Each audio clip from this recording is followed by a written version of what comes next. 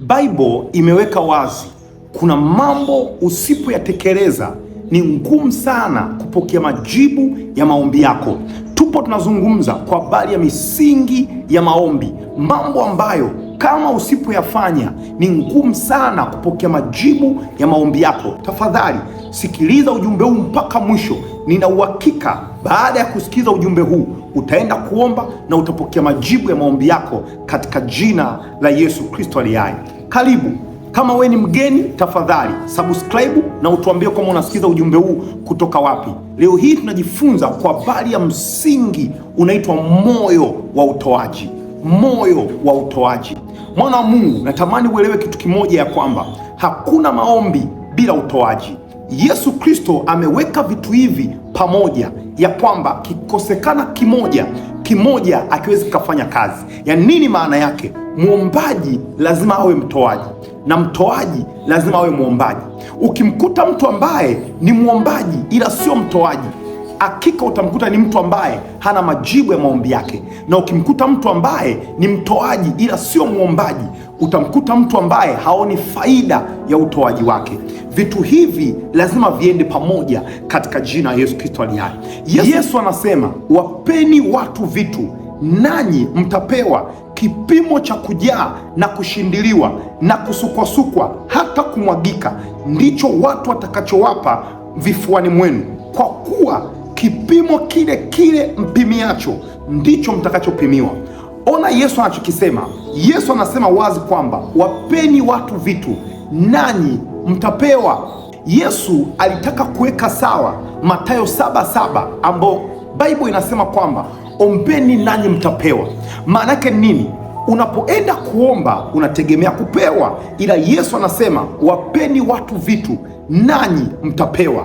Kwa hiyo unapoenda kuomba lazima ukumbuke kwamba kuna kanuni ya kuwapa watu vitu, ndipo nawe utapewa. Kwa kama sio mtu wa kutoa, una block, unazuia na wewe kupewa. Kwa nini? Nisikilize mwana wa Mungu, shika sana hili, litakusaidia. Mungu anatupa vitu kama mbegu ili tuweze kuwabariki watu wengine. Mungu alimwambia Ibrahimu, katika wewe jamaa zote watabarikiwa. Mungu alikuwa anataka Ibrahimu ajue kwamba nimekubariki ili upate kubariki wengine. Mungu hapendi umiliki, anataka tupatie vitu, sio ili tuvimiliki, sio ili tuvitumie kwa tamaa zetu, hapana, ila ili tuwe baraka kwa watu wengine. Maana yake nini? Mungu wa mbingu na nchi anakupa vitu kwa sababu mbili. Cha kwanza, ujue kwamba kuna watu anataka kuwapatia. Mungu anapompata mtu ambaye ni mtoaji, anampa sana ili aweze kuwafikia watu wengine ambao alitaka kuwapatia. Kwa Mungu anapotaka wape watu, anatafuta mtu ambaye ana moyo wa kutoa. Mtu huyu akienda kuomba, Mungu anampa ili apate kuwapa watu wengine. Lakini sababu ya pili, Mungu anapatia watu kwa nini? Mungu anakupa mtu vitu anayejua ana moyo wa kufanya kazi yake, ana moyo wa kujenga kazi yake. Kwa Mungu anapotaka atimize kusudi lake ambalo anajua kwamba anahitaji fedha, anamtafuta mtu ambaye mwenye moyo wa utoaji. Mtu huyo Mungu anampa ili kazi yake ipate kutimia. Na mtu huyu akiwa na moyo huo, basi Mungu humstarehesha, humpa vitu, humpa kila kitu ambacho anakiomba ili kazi yake ipate kutimia. Sio kwa lengo la umiliki, sio kwa lengo la ubinafsi, sio kwa lengo la kutumia kwa anasa, sio kwa lengo la kutumia kwa tamaa zetu. Ndio maana Mungu anapokutana na mtu ambaye anaomba, anafunga, analia, ila anaomba ili atumie kwa tamaa zake, atumie kwa umiliki wake, mtu huyu huwa apate chochote kutoka kwa Bwana. Nisikilize mwana wa Mungu, maombi yapo kipengele cha mavuno. Maombi hayapo kwenye kupanda, maombi yapo kwenye mavuno. Nini maana yake mwana wa Mungu? Nisikilize. Paulo anasema hivi, ya kwamba apandaye haba atavuna haba, apandaye kwa ukarimu atavuna kwa ukarimu. Maana yake nini? Ukipanda haba unakuwa hauna cha kuvuna, utavuna haba. Kwa nini? Maombi yapo kwenye kuvuna. Tunapoenda kuomba tunaenda kuvuna vile ambavyo tumevipanda. Haiwezekani haujapanda chochote alafu nataka uvune utajiri. Haiwezekani wewe ni sababu ya watu wengine kuwa maskini alafu nataka kwa Mungu ukavune utajiri. Hapana mwana wa Mungu. Muulize mtu yote yule ambaye ameenda kwa Mungu kwenda kuomba, Kwa Mungu hatupokei ambacho tujapanda. Maombi tunapokea vitu ambavyo tumevipanda. Leo hii kama utajenga moyo wa utoaji, nikwambie Mungu alivyo. Kumbuka nini Yesu anasema? Wapeni watu vitu nanyi mtapewa. Tena anasemaje? Kipimo cha kujaa, cha kushindiliwa, hata kusukwasukwa mpaka kumwagika. Maana yake wewe unapopanda hauvuni ulichokipanda, unavuna zaidi. Bwana, nikupe mfano, mwana wa Mungu. Ukienda kupanda mahindi, ukapanda hindi, unapanda hindi moja lakini unavuna mahindi mengi. Nini maana yake? Kama ushakumwona mkulima anaenda na mfuko wa kilo moja wa mbegu za mahindi, ila akirudi anarudi na magunia 30. Nini maana yake, mwana wa Mungu? Unapanda kidogo, ila unapoenda kuvuna, Mungu anakupa kuvuna mengi. Ndio maana mtu ambaye ni mtoaji akienda kuomba, Mungu anampa vingi katika jina la Yesu Kristo aliye hai. Haleluya!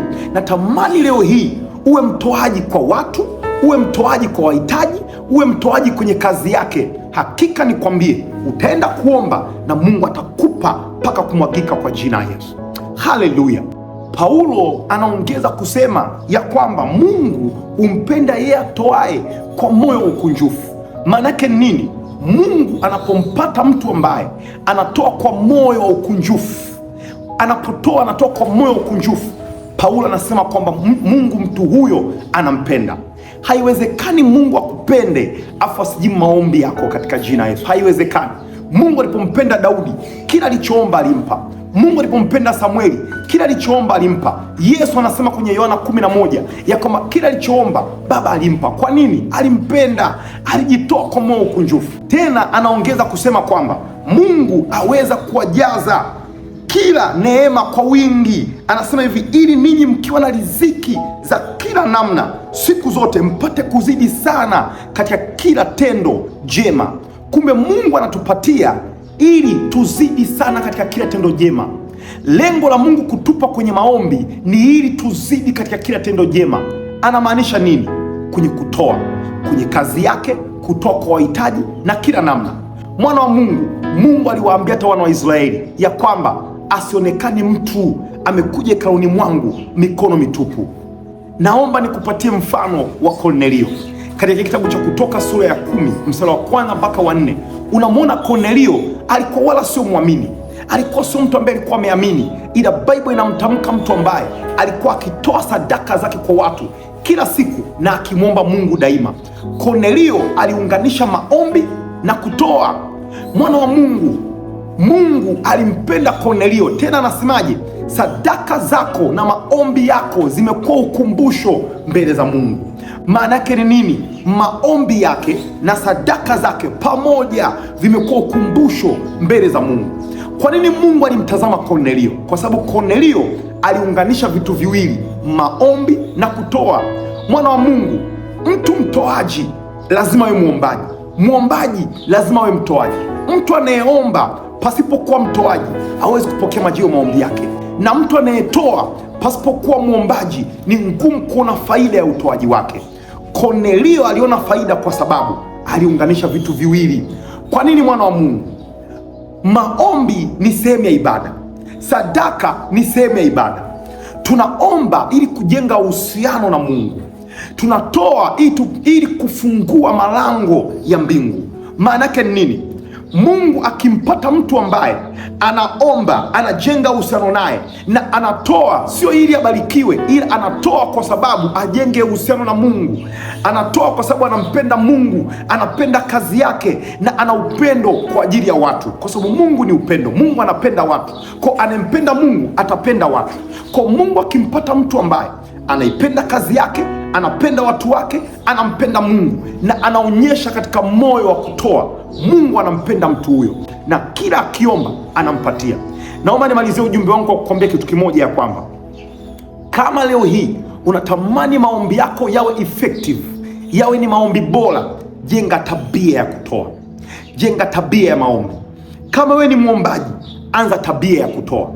Kama wewe ni mtoaji, anza tabia ya kuweka maombi katika utoaji wako katika jina la Yesu. Ukiviweka hivi viwili, hakika utaona majibu ya maombi yako. Kama bado hujasubscribe channel hii, tafadhali subscribe, ni follow, na hakika utamwona Bwana. Hapo chini nimeweka linki katika description, katika comment.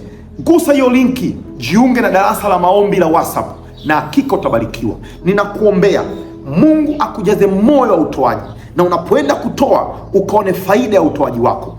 Kila yule alaye Mungu akamkomeshe leo kwa jina Yesu. Ninakuombea ukaende kuomba safari na ukapate majibu maombi yako katika jina la Yesu.